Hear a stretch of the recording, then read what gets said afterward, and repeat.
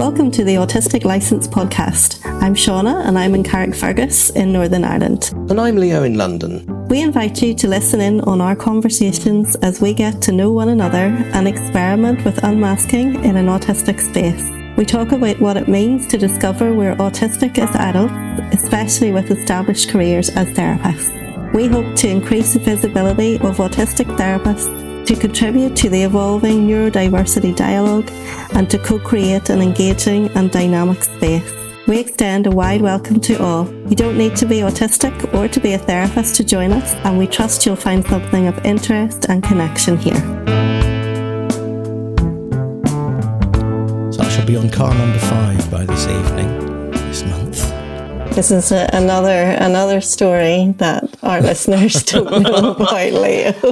I can do that quickly. Do that There's quickly. I think because I think we did actually record just before the car arrived, but our listeners do not know the saga that has ensued since then. Oh, of course, because we talked about when I was getting my new car, didn't we? Yes. Yeah. Well, I had that for 10 days and then it was stolen. And I lease cars rather than buy them. It's just easier at the moment, and there's lots of reasons for that, which I can go into in another podcast. So the lease was up on my previous lease car, which I'd had for 3 years, gave it back, got a new one. It was stolen, so arranged for another new one to replace the stolen one. And half an hour before I was going to sign the papers on that online, the police turned up to my house to say that they had found my stolen car. So I went and got that. It was quite badly damaged by the thieves, and so it went off for repair, and it looked like, hooray, I'm going to get my car back. So I cancelled the new lease car. Then on Monday, I found out that actually the insurers were going to write my stolen car off because it was too badly damaged to repair, beyond economical repair. So I then had to go back to the guy who was going to lease me the new car that I then cancelled at the last minute. I also sent him a photo in that email of me in the police van going to find the new car. Good. And say, actually, I do need that car as after all, and that's going ahead. Just found out today that I'm not going to get that car for about 2 to 3 weeks. So I need to hire another car. So I've had old car, new car, hire car when the new car went for repair, courtesy car, which has just gone back today, and I'm hiring another car today. So that'll be car number 5. Geez, that was not interesting. Well, it gives a sense of, as autistic people, when we deal with things like your car situation, it is like every single step of the way is so difficult and so challenging to have to deal with all those people and prepare ourselves. And you thought you were dealing with one person, you thought you had the explanation and the way forward and the time frame, and then it got changed and changed and changed. Yeah, exactly. That's the thing, isn't it? It changed so many times. And you used your spoons to deal with one thing and to get yourself prepared to deal with one thing, and then it changed, and then it changed, and then it changed. And it's just been a lot to manage. It has. And what I hadn't really thought of the amount of changes. I was just thinking of the amount of processes, because every time one of those changes came up, I had to deal with insurers, a new car. And I've got the thing is, in a way, being autistic's really helped in that I've always got a plan B and a plan C ready in my head. Yes. And I can be incredibly organised in, for example, when the car was stolen, I'd sorted out a replacement within 90 minutes. I'm talking about getting a brand new car. But then there's insurance, and then there's like the local council, because we have parking permits around here, and that needs to be addressed each time. Part of me really enjoys that because of the processes. Yeah. But it costs me, I recognise this, and it sounds self-pitying, but this is the truth. It costs me way more energy than for a lot of other people. And I feel that, especially after having gone through that now in the last month, like 5 times. I know. Yeah. And the other thing is, of course, that we spoke about, this is maybe the biggest discomfort, I suppose, that I've had to adjust to is what we were both talking about a few weeks ago in terms of our car and the things that are in our car, and that it's a second home and it's equipped for our needs and comfort in a way that's more than just going for a drive. So that has all had to also be kind of, I've had to let go of all of that because I can't set these cars up. Anyway, I don't know how to round that off. Well, I think you've given enough kind of information to help people to see some of the context, and I guess we're just saying it has been a lot, and there's been times whenever I've asked you questions about the car, and and you've had to kind of go, no, this is what's happening. Like, do you remember when it first was gone? And I said, yeah, but could you try and find it? Could you look it up and see if it's been sold? And you're like, no, Shauna, it has gone. They will have changed the plates. Is that how I addressed you?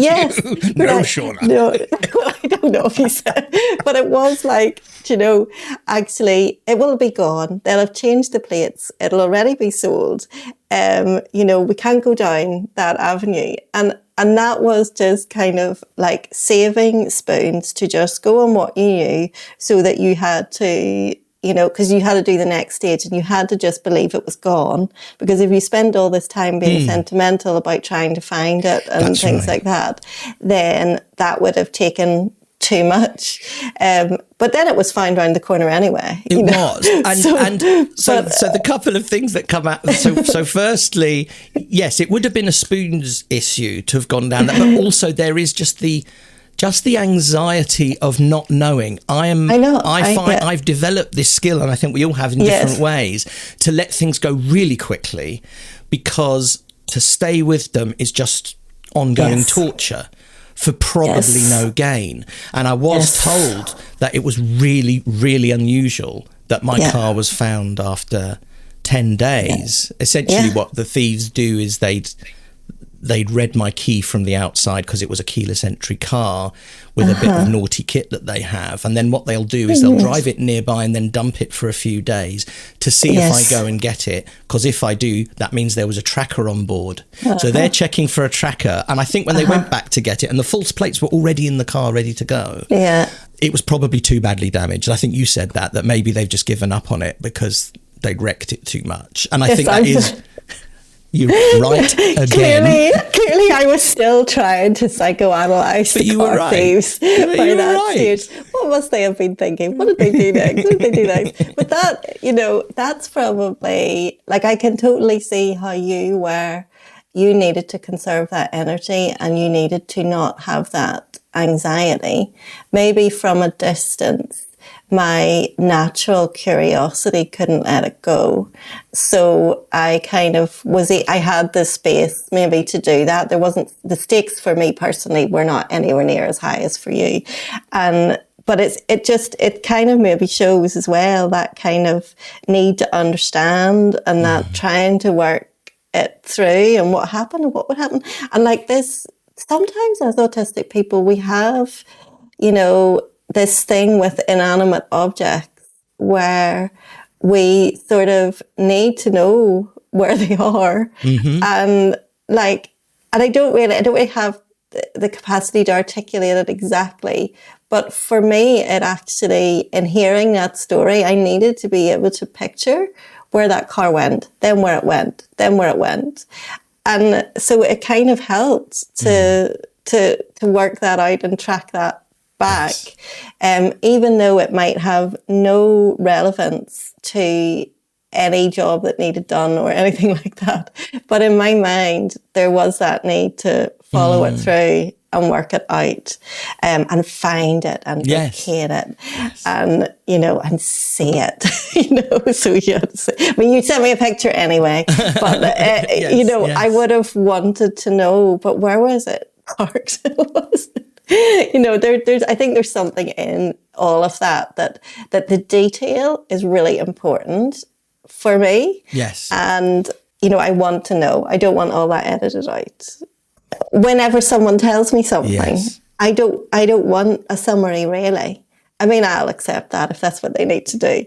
But really, if I'm allowed to be me and I'm, actually, then I genuinely am interested in the story and I'm interested in the whole story. Well, I'm going to have to make some notes because about 3 things just occurred to me at once. Okay. I'm not going to be able to retain them, actually. Okay, now let me just say as I think, because that's going to be, I've already lost 2 of them.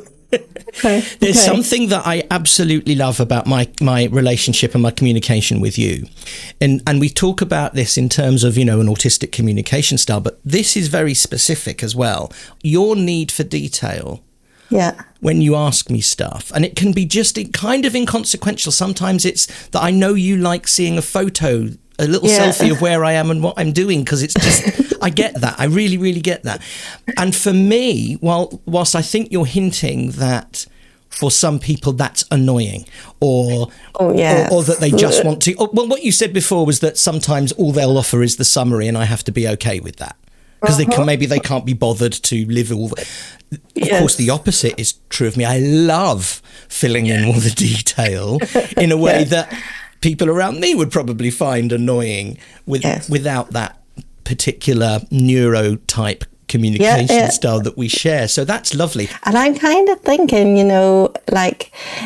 if I, still with other people, maybe I have compromised, in the past because of this massive injunction of don't be annoying that I carry around with me, that, I would be very, very careful not to be inappropriate in maybe asking for the detail that I might want, but from a purely, just really interested basis. It doesn't, I guess that my fear is that it comes across as nosy or weird or stalkerish or something like that.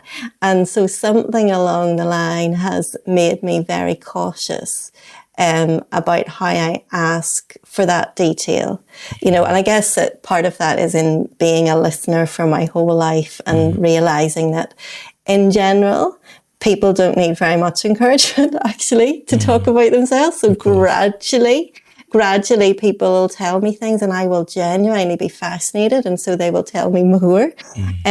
But I guess that I have also learned that most people out there do not want that level of detail. They don't want to ask for it. Maybe they don't mind being asked, but I'm always really careful. I know from you that you appreciate it and it's because I care and I'm interested and it's just that. But I don't think that there's anybody else that I feel like actually receives it the way that you do. And yet I don't know that I try. I don't know if people that were close to me were to hear this, maybe they'd be like, you can ask me anytime you want, Shauna. It's really okay. But I just don't. That's absolutely true. And I have said to you in the past that this is, again, a unique relationship for me also, in that I don't have to pad those things out or those requests or in how I respond. It is just very, I would say, of course we're biased here, but I would say it's the most honest and congruent way of being. To have a thought, I would be more comfortable knowing more about this and therefore, or just interested, just curious, and just asking. But yes, we know. And I think I understand, even though I don't think this way myself, why people in the broadest sense can get defensive if we ask for too much in terms of detail information. And I suppose in a way this is something that happens. It's happened for you and me. We know what permissions we have about asking things and wanting to know, which is absolute. I think I can't think of anything that I wouldn't want to ask you or tell you if you asked me. It feels boundless. Maybe it's not. We'll find out one day, I guess. But in therapy, as therapists, we give those permissions also by the way that we ask for things or try to, in the way that, and this isn't, I don't think this is peculiar to neurodivergence. I think this is therapy in general. If you're working relationally, then one of the things that you do is you model something for the other person. And that might be about anything as little as, actually this came up recently, that, you know, somebody swore in front of me during a session, and so I actually, it was the reverse. I had permission then to swear. I know that this is somebody who expresses through and we've talked about this a little bit. I love swearing. I think it's so expressive, but I also know that that's not acceptable to some people, so I'll take the lead from the person I'm working with. But it can work the other way round.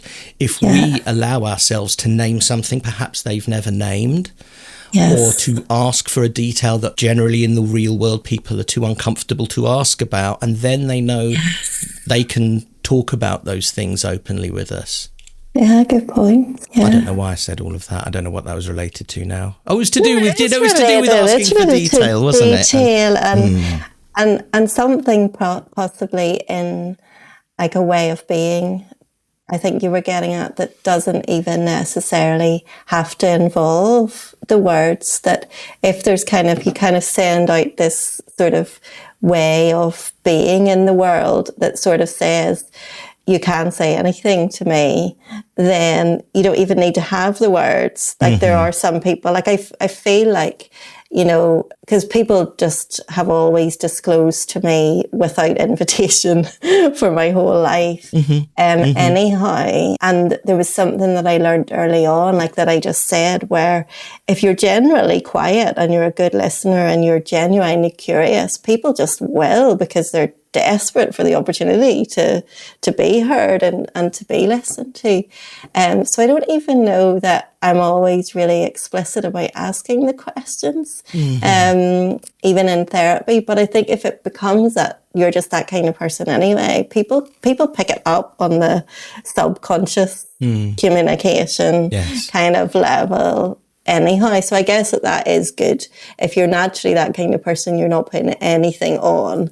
You're just there for it.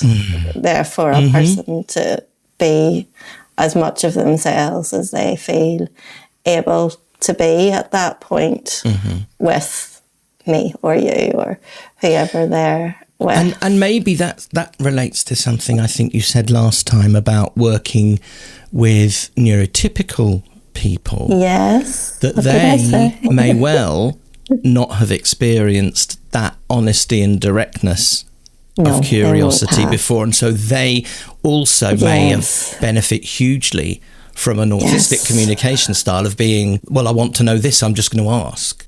And feeling like having enough of a sense that you're not really like them, even if it's not explicitly said, but maybe just your way of being in the world isn't so hung up with some of the things, you know, like they're just not important to us sometimes. So I find that so often a person who's not autistic, not neurodivergent, they'll be talking about things that I've got no experience of really, because I don't experience the world the way that they do. So they're kind of maybe able to perceive that I'm not going to really have a judgment or an opinion on it. Like I'm just going to hear and take it all in like it's the first time I've heard it, because it feels that way when you don't resonate, which is obviously the opposite side of what it's like with autistic people when there's so much resonance. But yeah, it's that. And I guess if non-autistic people normally talk to non-autistic people, they're used to it sort of being skimmed over because there's that shared understanding of something.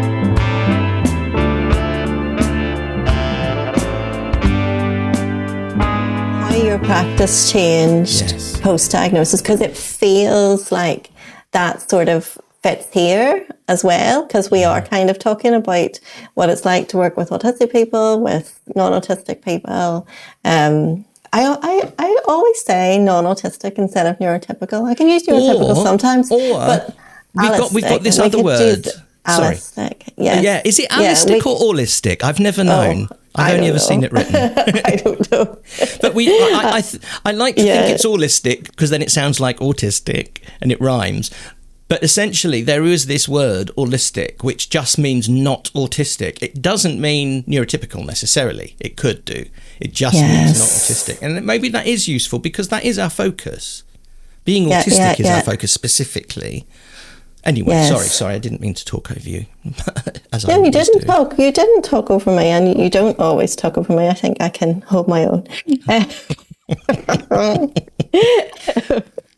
So, see, allistic to me sounds like it's all, and I know what you mean. Yeah. All. So I think somewhere in the I've decided to say al, but it's probably all because there's 2 L's. Is that what that means?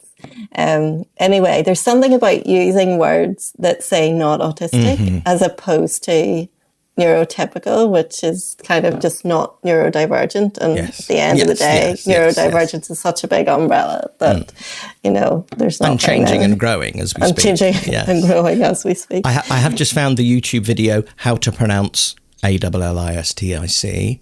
And how do you say it? Okay. They say allistic. Allistic, okay. There you go. I didn't know that. I don't think I've ever heard anybody say it. I think I just didn't like the idea of all. So, Leo, how has your practice changed? Oh, right. Yes. Okay. Since finding out your true identity? Externally, as I mentioned last time, my practice now, not on purpose, not necessarily through choice, is like 95% neurodivergent, mostly autistic and mixtures of that and other things. And that isn't just new clients who are finding me. You and I are both on some specialist directories. If you want to find a neurodivergent or autistic therapist, you can find us on those directories. But existing people that I've worked with sometimes for years suddenly started talking about neurodivergence and their suspicions about are they.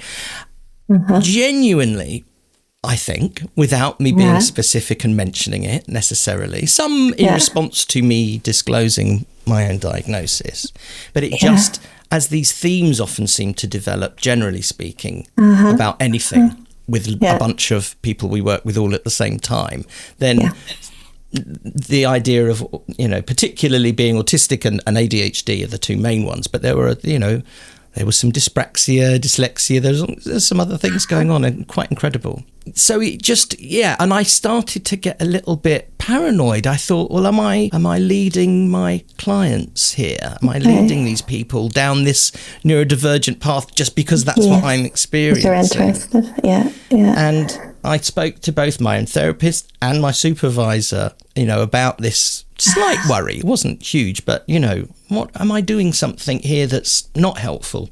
And what they both said, actually, independently, which is so helpful, was that, well, these are the people that are sticking with you. It's the other way round. They're choosing to stay for a long time because of what we are now calling the autistic clique or the neurodivergent clique.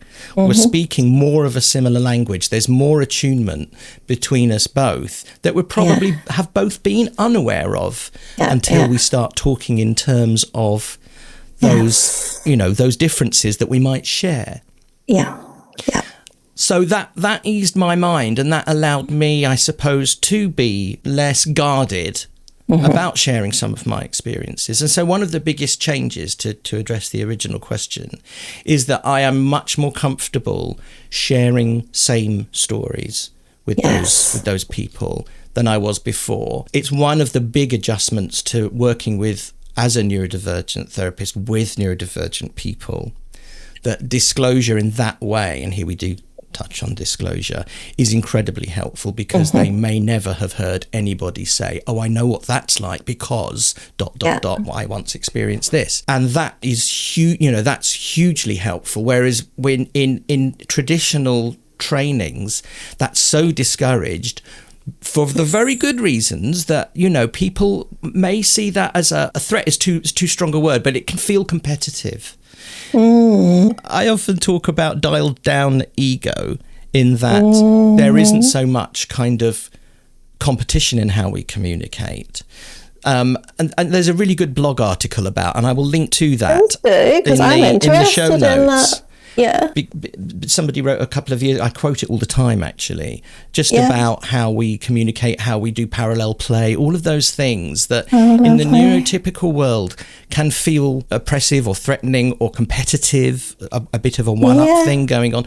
I've altered how I talk about that a little bit in the last few weeks because of some other conversations I've had about ego. Ego is absolutely there. I absolutely have an ego. I wouldn't be able to sit in front of my nice microphone right now knowing that there could be any kind of number of people listening to us now or in the future without enjoying it some way, enjoying the idea that I'm communicating to lots of people, or as I may have talked about before, I'm a musician in my background and I love being on stage, performing in front of loads of people and having people say nice things about me and feeling good about that. However, the difference is when I get those positive strokes, to use transactional analysis terminology, it isn't ever at the expense of somebody else. So I'm never thinking, oh, that person really enjoyed my performance there. That's great. That makes me feel good because that means I'm better than other people. That bit's absent, genuinely, I think. And so I now talk in terms of a dialed down competitive ego rather than just ego. Ego is there for a lot of us. It's different. But it is different. Yeah. Oh, Leo, you're sparking lots of things that we've kind of even recently been talking about, but not using these terms, because I've never heard you talk about that article before, and I've never thought about the competitive element. That I don't know what that feels like either. But I can, and so then whenever we say, oh, I've got this similar experience, it's just like we've got a similar experience. Like it's that's worse than yours or better than yours. And that's kind of what you're talking about. Like that competition just doesn't feel like it would come into it. I mean, I guess it's the same with maybe other people that we relate to, or other people that, like other therapists, other people doing certain things, or, you know, maybe as autistics, we don't feel that in the same way as what is seen to be like a normal level of that, or like some people talk about healthy competition. And, you know, I guess like I'm even thinking, you know, whenever, you know, people approach me for therapy, and I'm very, very lucky that I have more people wanting to see me than I can see, a lot more people wanting to see me than I can see. Yes. And, you know, so I'm in that fortunate position anyhow. But even before I was in that position, I was ultra careful to explore with people. Do you know the way that I work? You know, can we just check that we're the right fit? Can I tell you that there's other therapists out there and other therapies out there? Now, there is part of that. Now, whenever I look back, that was my lack of confidence. You know, whenever I started out and my need to have everything just exactly right, and too high goals, too high expectations for myself, that I was then, you know, there was something like not really quite okay in terms of how I was treating myself, where I assumed there would be other therapists out there who would be better for these people than I would be. I think I'm healthier with it, but there's still a balance now where like I don't feel that competition. Now, of course, there is lots of factors in this. I get stressed out with too many people contacting me, and you know, things like that. Yes. But there is also, it's also relevant to what we're talking about today, in just not feeling any competition around, you know, come to me and not them. You know, it's just not there.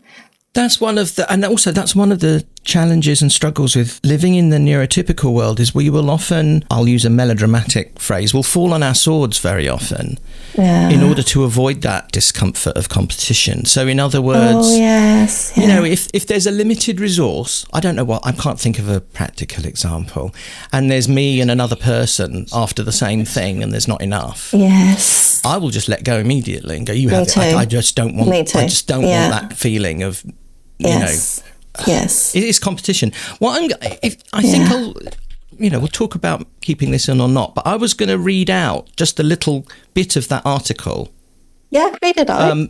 Because I use it so much in my work and I refer so many people to it. So this is from Auti Trauma Geek, and I will post a link to their article, to this article, in the show notes. But this resonated so much right at the beginning when I was discovering that thing about it's okay to disclose, it's okay to say, I understand what you mean, because I experience the same thing and how useful that can be. This is the quote. Whenever we gather groups of neurodivergent people together, the idea that we can't socialise well begins to seem rather silly. We certainly don't socialise like neurotypicals do, but we have our own set of social rules as well as consequences for breaking them. We don't do small talk. We enjoy parallel play and shared activities that don't require continual conversation. When we talk, it gets deep quickly. We discuss what's real, our struggles, fears, desires, obsessions. We appreciate a good info dump, and there's no such thing as oversharing. We swap same stories, sharing a time when we felt similarly in our own life, not as a competition, but to reflect how well we're listening to each other. Oh, I love it. That is lovely. Yeah. And it's just yes. All of the above. If you've got, talking to the listeners here, if you've got any reflections on any of that or anything that we've said, and also suggestions of where you'd like to take these conversations or where you'd like us to take these conversations, please do get in touch, or even just to say hi at autisticlicense@gmail.com, or have a look at us at autisticlicense.com. And we're, as you say, you can search for Autistic License on Facebook and Instagram and Threads. Yes. It would be lovely to hear from you.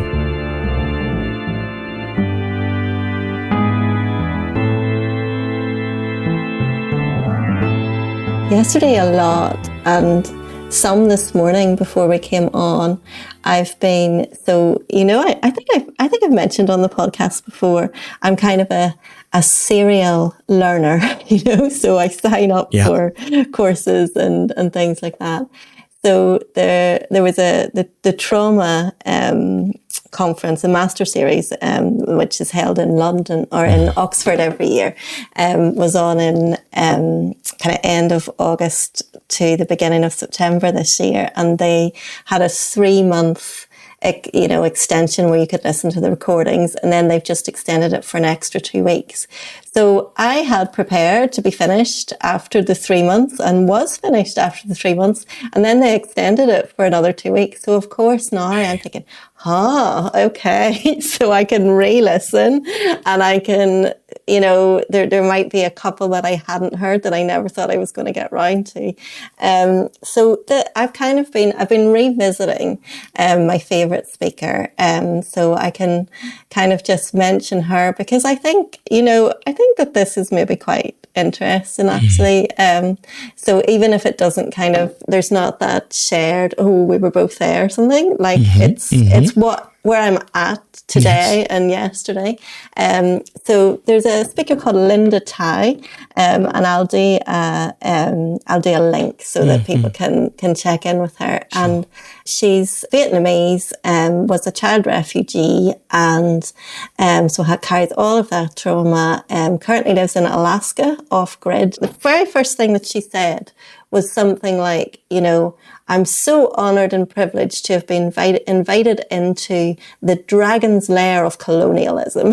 She was referring to Oxford, and she was like talking to, all these, it's mostly very well-to-do, middle-class, white people. I got in because I got a scholarship due to disclosing I was autistic, and I got to go online. So I paid a quarter of the price. But really there was very few people like me there, as is often the case at these conferences. At least they made it accessible by making it, you could go online and you could apply for a scholarship. But anyway, this woman just came onto the stage and she started to talk about things that no one else was mentioning. All these very privileged white men, largely, is who was speaking. And, and she talked about, just decolonizing therapy in general, and which just has still stuck with me. Just this whole idea of how, we are all so influenced by capitalism, white supremacy, patriarchy, even just in how we run our practices and in how we were trained and in how we, become, competent in the work that we have to do, volunteer work, the kind of, mentoring processes, and, it's everything. And she just sparked so much of that in me, as well as had done so much work on racism and, how internalized that becomes. And so much of it can be extrapolated out to, to neurodivergence as well, which is where I'm going. And it's got me thinking, even just listening to her again, there was like sparks that were starting off then in kind of September, October, and then they've kind of got, dampened a little bit because I've been doing other things. But listening to her again, it just got me thinking about, the land that I live in. And, effectively we are a colony that England invaded Northern Ireland. Yes, yes. Not you. England. But there's so much of there that I just do not hear anyone talking about. But, we're part of our land. We've got shitloads of generational trauma. People talk about that side of things, but just this whole colonization that has happened, and then the therapy field, and then people coming in, and how much of that have I internalized? And, so basically head exploding, but in a really, really, really good way, So it just felt like something just like, that December, like I hate December. December is always really hard for me. And so there's something maybe that coincided with like just this 2-week extension on the material and just going, okay, I'm just going to dive in here and my intellect is sparked, and maybe that's just something that I need at this time. So I just went into another theme there of like, seasonal stuff, which I think is also relevant for a lot of autistic people. It's quite bright here today, but the last couple of days, is it bright with you? It's very overcast and it's raining, and it's going to rain most of this week in London. Yeah. It has not been nice. It's been really dark the last couple of days, which really affects me. But today it's actually bright, so I'll not have that impact. But even without the light, it's not so straightforward for me. It's just the light. There's something that happens just in this season that just has affected me forever, and I now just have to work around and look forward to to January, which, January, there's always a turnaround for me, and, like January has 72 days, so it goes on and on and on, which I love. I know a lot of people hate, but I love that. So yeah, I just went off on one there, didn't I? But it's really interesting. Curiosity in learning and the specific areas that brings up, which I am sure we'll come back to, because these are massively profound aspects of how we do therapy. Yes. Yeah, but I'm interested in what just happened there, where there's not normally a lull in conversation between us. There just isn't. Like, we normally just are talking until the end, and we know that we could, or until the hour that we section off. And then we often say we would like to be able to extend it, but we can't because we've got diaries and plans. But something just happened there where in the lull, I was able to click into, okay, I could take up space here and I could share something just because I want to share it. It doesn't have to be relevant to what we're talking about. It doesn't have to be relevant to what Leo might be interested in. Like, I trust that you are going to be interested in something that I want to say. But that's not a given. And that's not a given at all in my other relationships. Like even with my friends. Yes. It's like I will wait for them to bring something up and then I'll piggyback, and then I'll bring something in that that might be of interest to You're them. making a comparison there socially, and the comparison that I felt there was, lull was not what I experienced. A comfortable silence, for sure. A slowing down and an absolute comfort in that. And that made me think of the value of silence in therapy. That sometimes, we do take up space, and that's important. But also, isn't it interesting what bubbles up when somebody is stuck, and we let them sit with that? Yes. Yeah, I can see that. For me, it's got this added dimension of that I know that I really, really struggle with that, even with people who I believe do actually care about me. But I just really struggle with volunteering something that I don't already know that they might be interested in. Do you know what? It's like the fact that I haven't told anybody about this podcast. Because no one has given me an in. Nobody has kind of shared any interest in podcasts. Now, if someone was to say, I'm listening to a podcast, I might say, did you know I'm doing a podcast? But nobody has. And so I won't just say, do you want to know this news about me? No. Like, that's how extreme it is. And that's how then, that was actually really, really interesting for me, how I just took that and how I just talked about something. I'm so glad you did, but also I'm so glad you just pointed out what you did about that reticence that you often feel. Yeah. I feel that I have developed that in the last couple of years. So in other words, since being autistic has been in my awareness, because I think I'm probably aware of that, again, partly gendered stereotype of prattling on about something in massive detail with this stereotypical blindness to the other person's lack of interest or boredom. And I think that's probably, at least subconsciously, on my mind, and I'm probably am a great deal more reticent myself about volunteering news when it's not specifically asked about.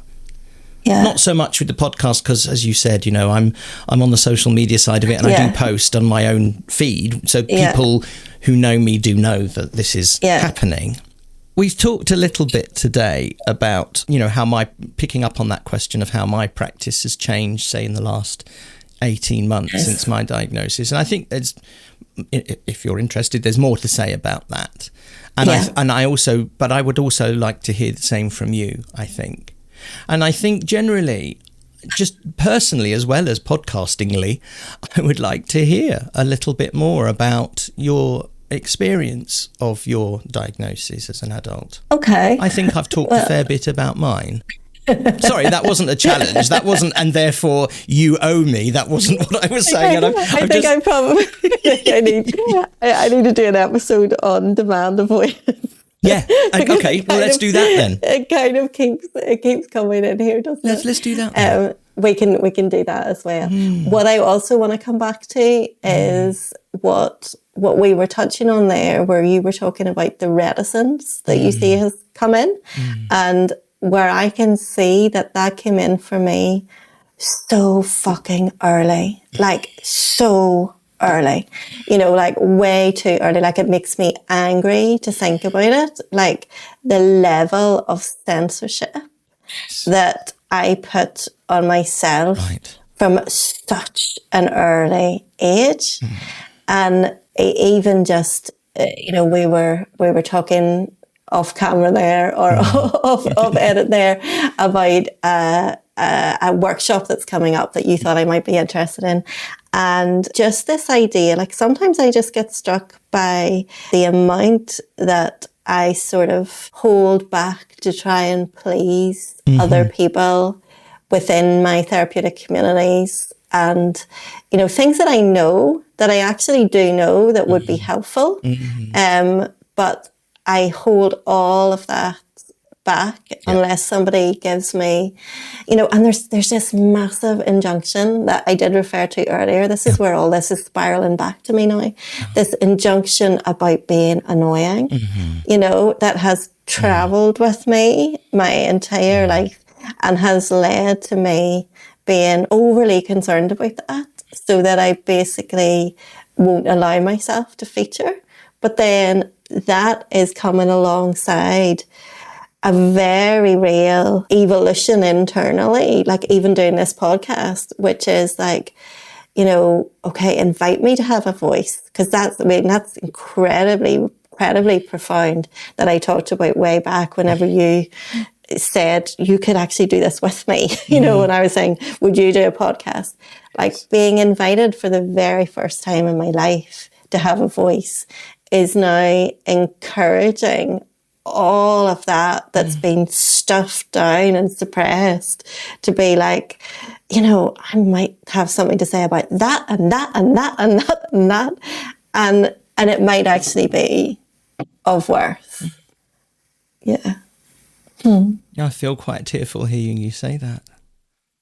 I feel like I'm drinking in your face because you're looking at me in the way that I need to be looked at, as someone who is really hearing like the pain in that and the passion in it as well. Like you're getting both. You're getting that I'm angry actually, but it's actually also bubbling up into something. Yeah. Yes. Thank you. And that's where we're going to have to stop. Oh my. No, thank you. That's all right. I'm glad that we ran on a bit there actually, because that really needed to come out, and it wasn't going to come out only now because I'm in touch with it. Yeah. Thank you. We'll see you next week, folks. See you next week, folks. Okay. Take care. Bye. Thank you for listening to the Autistic License podcast. We're very open to feedback and suggestions for future topics, and you can connect with us via Instagram, Facebook, at autisticlicense.com, or by email at autisticlicense@gmail.com. We spell license the British way, LICENCE. If you're interested in therapy with an autistic counsellor, you can visit thrivingautistic.org.